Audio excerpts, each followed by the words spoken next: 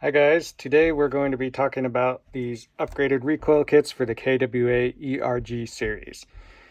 These will fit and drop straight into any KWA that has a recoil system equipped, including KWAs that have been upgraded from VPS-based systems to recoil.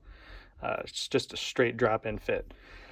If it helps, you can kind of think of these as a combination or a hybrid of these two components here. The top one being KWA's standard recoil weight assembly and KWA's VPS guide assembly. Now this is an interesting little device that allows you to increase or decrease the FPS depending on how it's adjusted. And with these upgraded kits, you get both of these functions in one unit.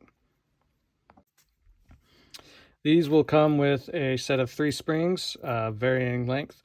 Let me explain the difference between those real quick. The short spring is the one that goes in the very back of the buffer tube, and that's for your spring guide end cap assembly.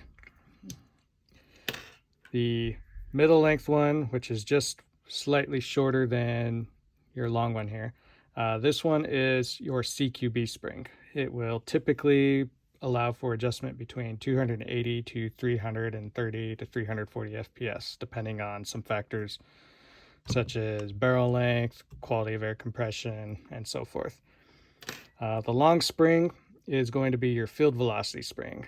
Previously, these did not come with these, and I've had these new units respec'd to include this third spring for us US customers. We typically shoot a lot hotter than other parts of the world. These will adjust between 370 to 420 FPS typically. Again, depends on the quality of your air compression seal and your inner barrel length. These are also compatible with the Eagle 6 TM NGRS recoil shock springs. You would use something like this if you were trying to increase your FPS velocity to, say, DMR or sniper levels. That's going to be like 450 to 500 FPS plus. Something like the M120 or M130 is going to get you there with maximum extension on the spring guide here.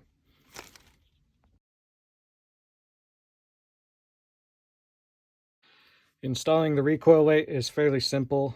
You will need a few tools to do the job properly. Chiefly among these, I recommend picking up a 2.5 to 2.75 millimeter pin wrench. These are absolutely invaluable for taking the buffer tube end cap off. They're super cheap on eBay, Amazon, places like that. If you don't have one of those, you can use a wide flat blade screwdriver. The wider and narrower the tip, the better, and I will show you why in a minute. You will also need a 14 millimeter wrench, and this is primarily so you can fine-tune your FPS output on the spring guide assembly here. First step is obviously to make sure your gun has been rendered safe. There's no batteries installed because you do not want this spring guide flying out at you if you inadvertently pull the trigger. It will wreck your day. First step is going to be to remove the buttstock. In most designs, this is going to be as simple as pulling back on this latch and sliding it straight off. And then you're going to be back here at the spring guide buffer tube end cap assembly.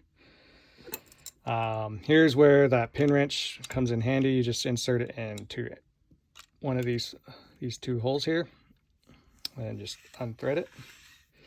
If you don't have that, you can use a flat blade screwdriver. Make sure you are sticking it into this flat bladed slot right here. Do not remove the Phillips screw in the center. That actually holds the rearmost spring guide, and if you remove that, you will have a bad day. Once you get the spring guide broke loose, you can actually remove it the rest of the way by hand. Be sure to keep some pressure against it because it is under spring pressure.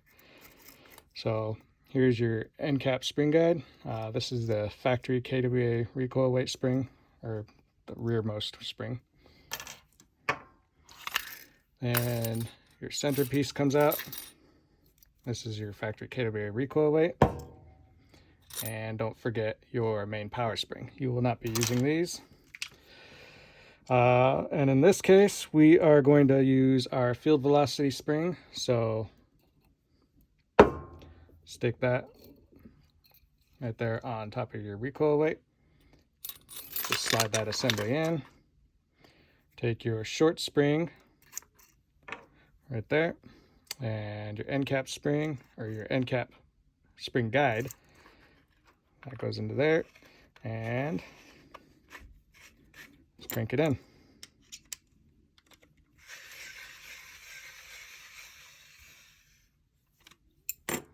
And you're pretty much done. Now you just need to take it to the chrono, see what your FPS output is, and adjust as necessary. Hope that helps.